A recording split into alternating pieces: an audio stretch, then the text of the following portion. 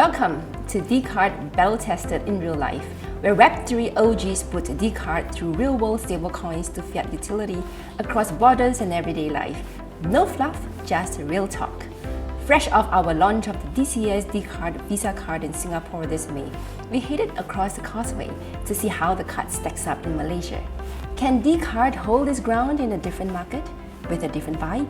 We battle-tested DeCard in Malaysia with Web3 OG Dr. Yen Tan, co-founder of Lydian Labs, Esports Business Network, and organizer of Malaysian Blockchain Week.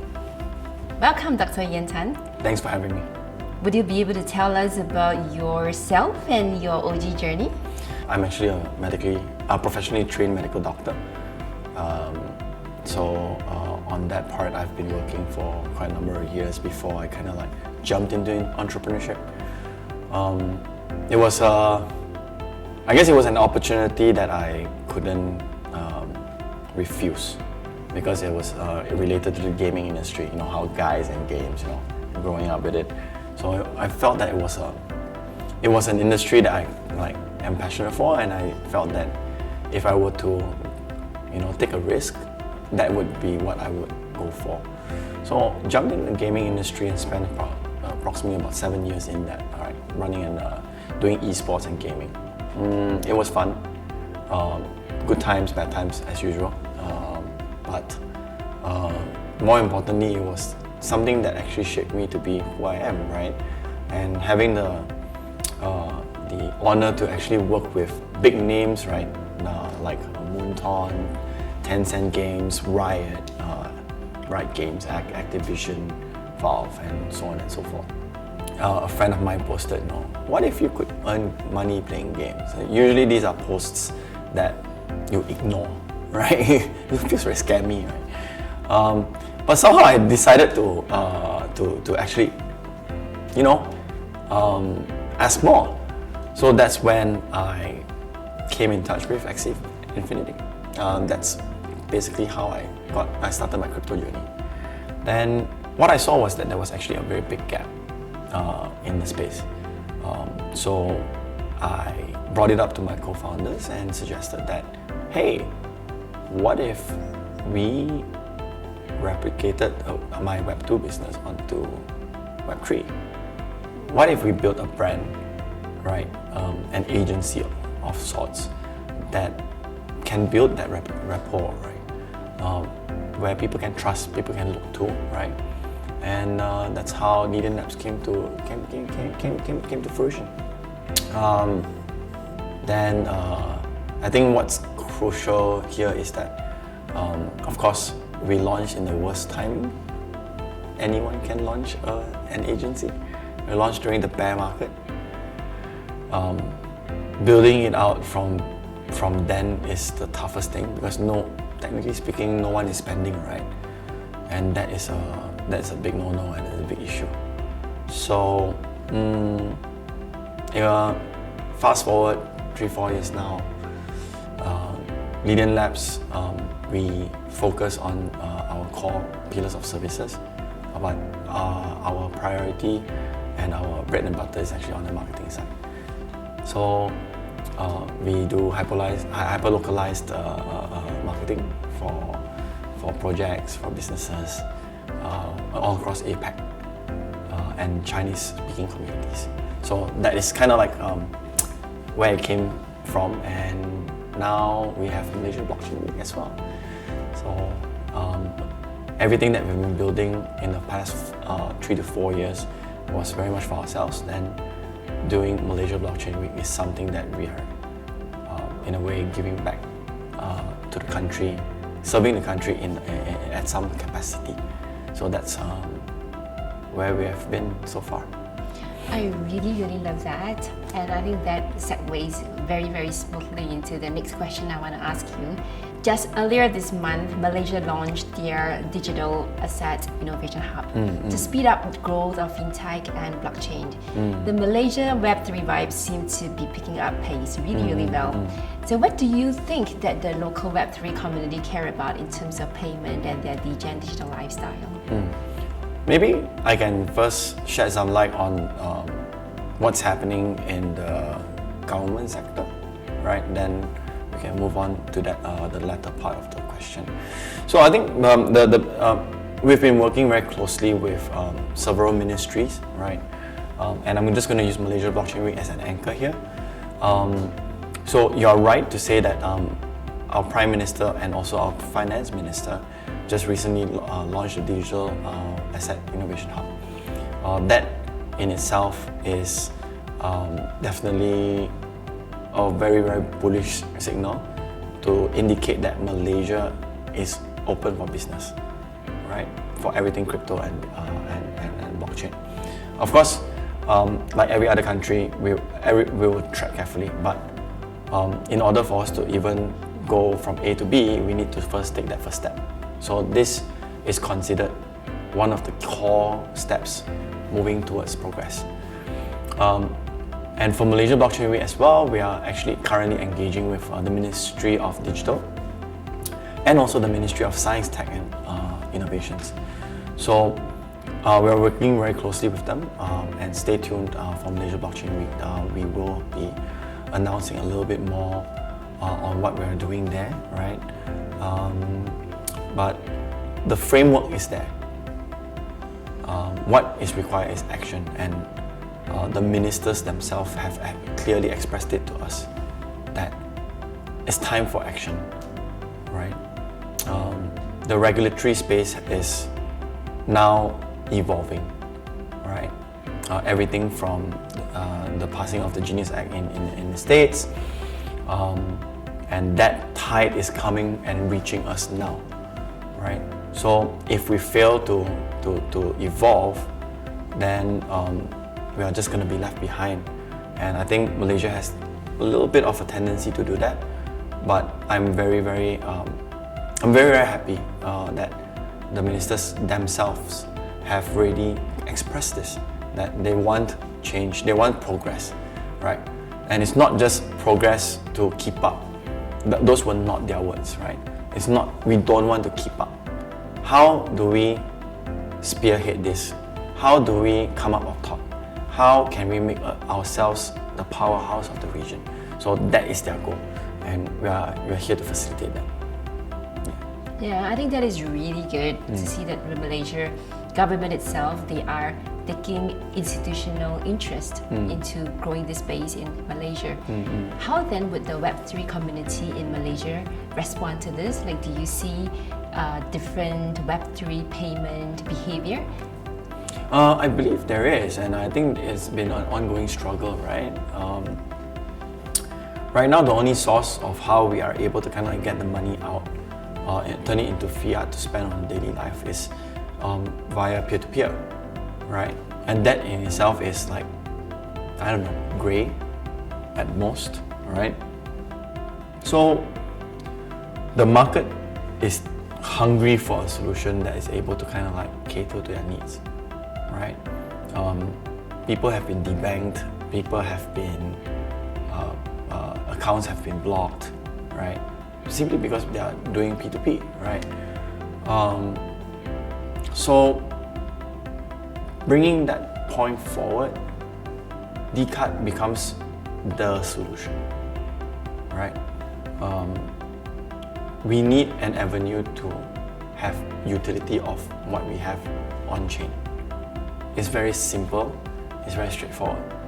The question is just how, and we are there. Now let's talk about DeCard and what sparked your interest in using this card. DeCard, I think, is right now the best solution. Why so is because myself, I've obviously tried quite a number of various cards, right? And the common debate between community members and people would always be things like transaction fees, right? Charging fees, all these fees, right? That comes along with it, right? Subscription fees. Let's talk about like traditional credit cards.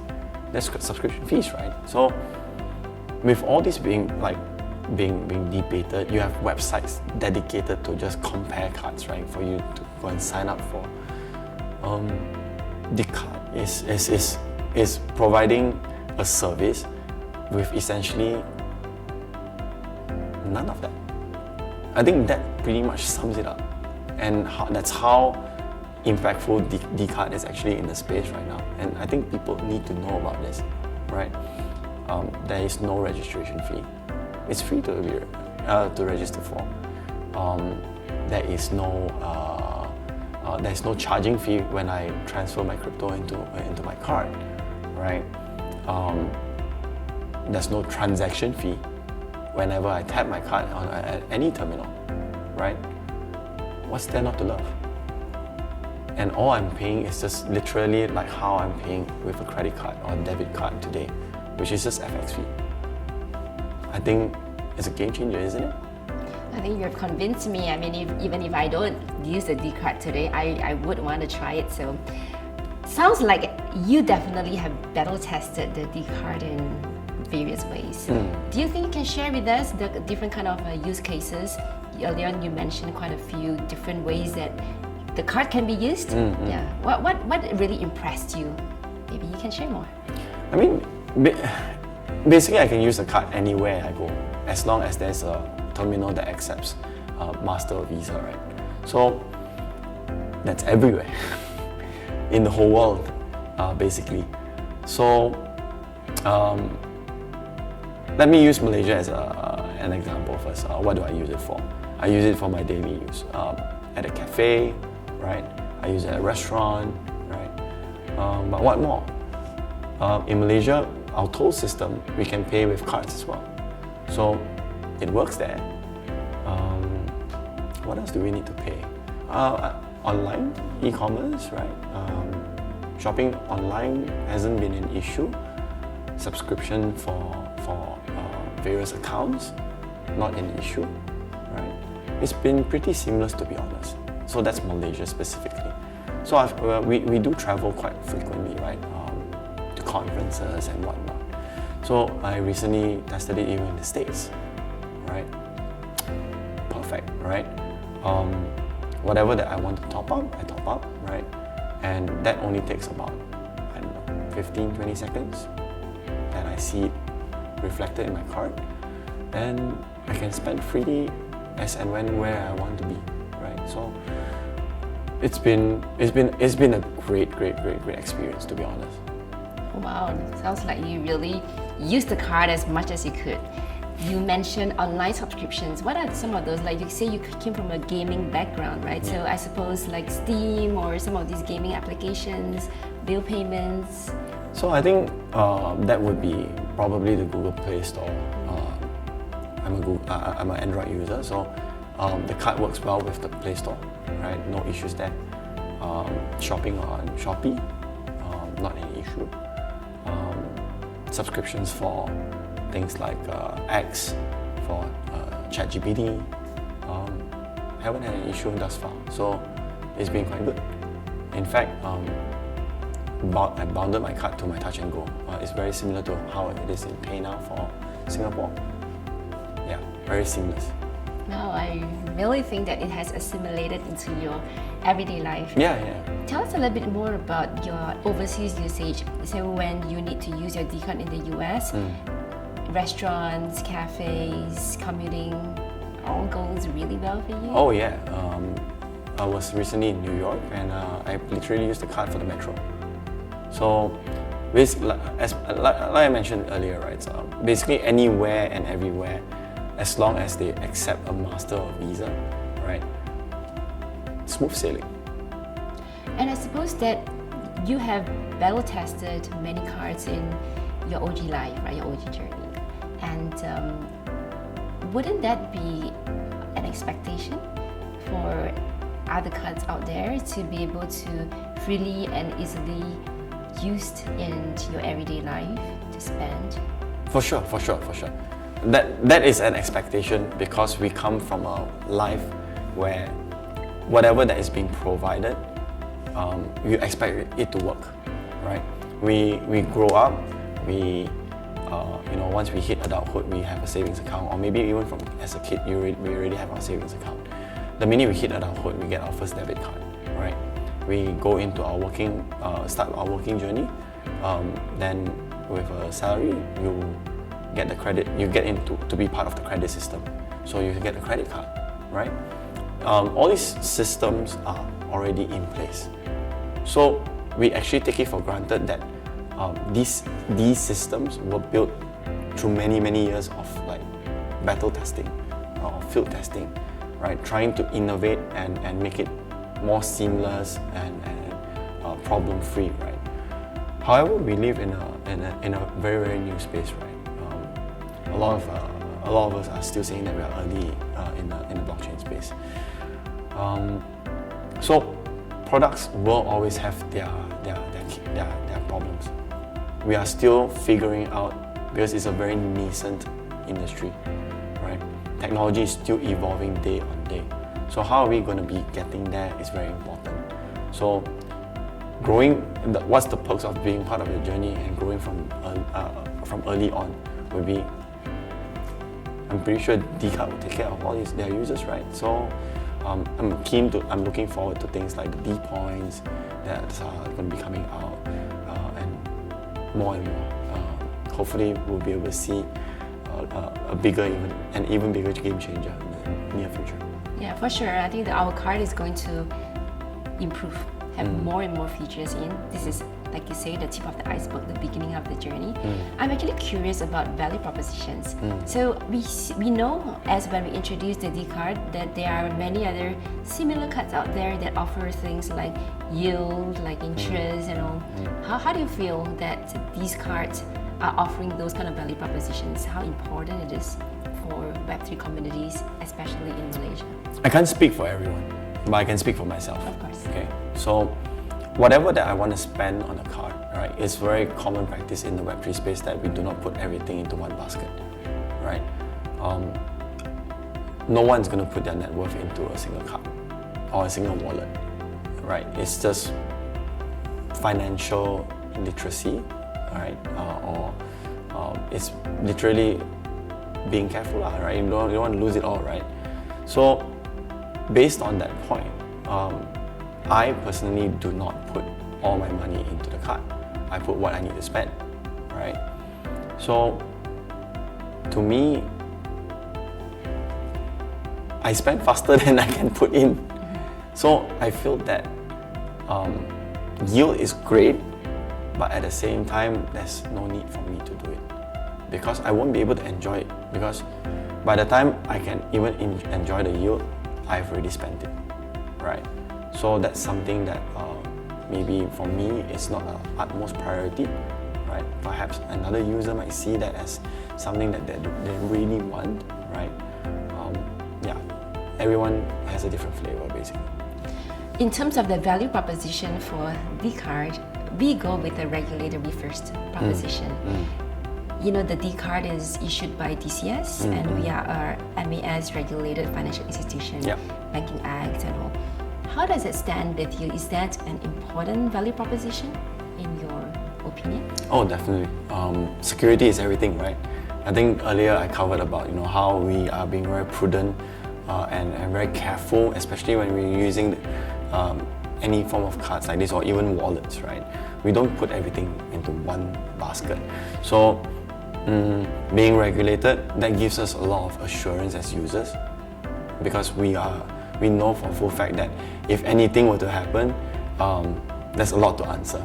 So that is a very important and crucial point, I feel. And can you give me your take? Because Web3 communities, they like the freedom, they want it decentralized for a certain purpose, to remove the intermediary in between. Now there is more regulations coming in.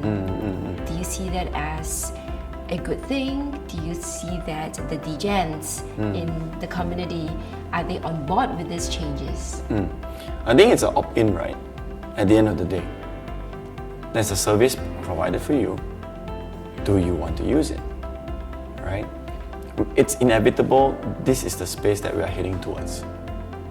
Take, for example, Malaysia. In the past 6 months, there's been so much that has been happening as to compare to the past 3 years. So we are evolving very quickly, and I believe that all my fellow colleagues within the space would agree with that, right? Things just change within a split second, and we don't even count. Sometimes, when we work, we don't even count our timelines by weeks. We count it by days, hours even sometimes, right? So we know that we're in a fast-paced industry. We're in an industry that is in hyper growth. So we definitely need to somehow comply at the end of the day. If not, then how else will the industry continue to grow, right? And I'm not saying that everyone needs to opt in for to be doxed, to be on chain, to kind of like they have to KYC themselves. No, you don't have to. It's a choice, right? But if you really want to use this solution, which helps you save a lot, right? It provides you convenience, then I don't see any harm, because at the end of the day, you're still gonna have a bank card. You have a debit card, right? For your savings account. You still use credit cards traditionally.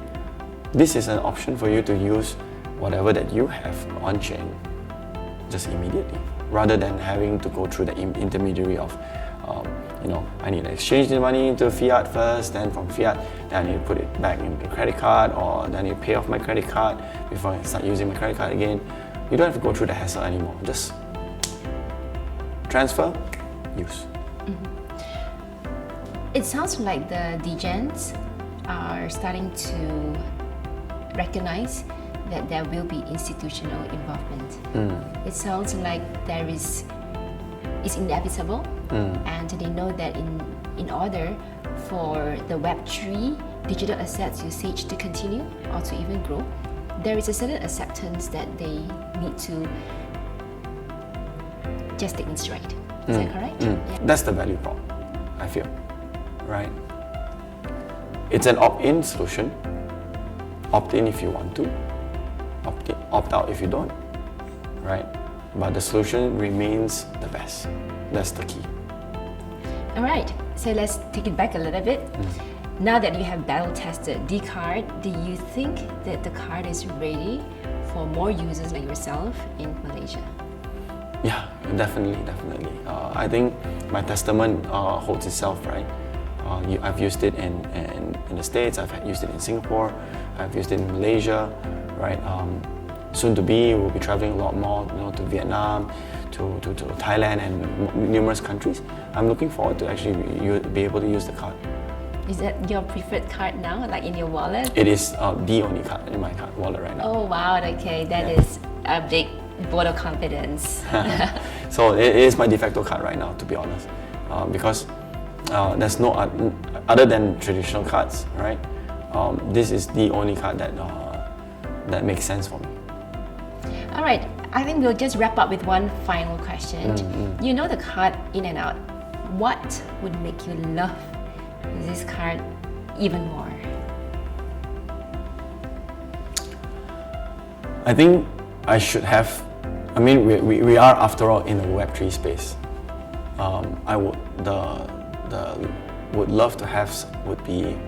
I want to be able to transfer my funds if I need to after I've topped up.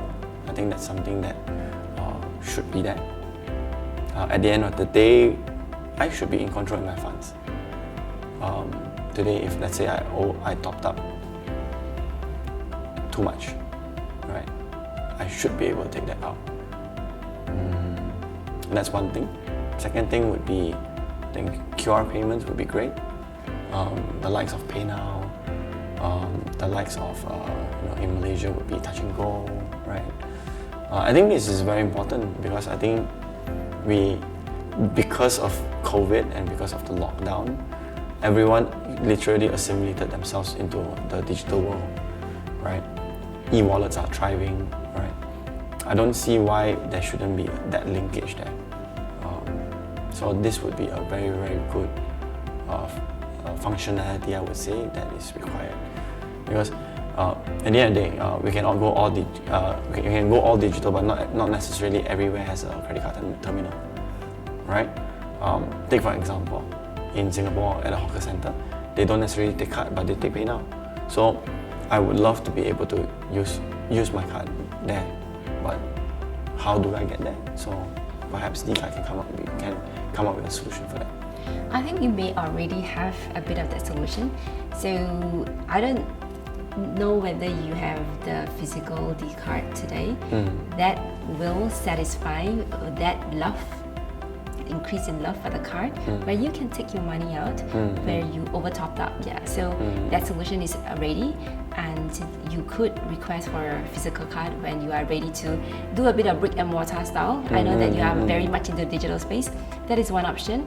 The other things you talk about, the PayNow, the QR code, those are definitely in our product roadmap, because for the DeCard, it is about spending what you own. We want to enable that, and it is your ownership, your play, and we want to, as much as possible, enable the Web3 community to use what you own to do what you want. Yeah. So I'm looking forward to that, getting a physical card, and I think it's been pretty convenient, especially when using it digitally, right? Very spot. Thank you, Dr. Yan Tan. Your perspectives today has really given me a solid understanding of how DeCard can be used in Malaysia. The battle testing is fantastic. Thank you. And for everyone out there, you have heard from Dr. Yan Tan. The card is fit for purpose in Malaysia, domestic use, borderless use, everyday use, bill payments, online subscription, whatever you want. This is the card that you can spend what you own, your ownership, your play. And for those who really want to have a taste of this card, we are going to be debuting the DeCard in Malaysia Blockchain Week on 21st to 22nd July. So see you there, meet us in real life, ask us the toughest questions. We are there, and Malaysia, here we come.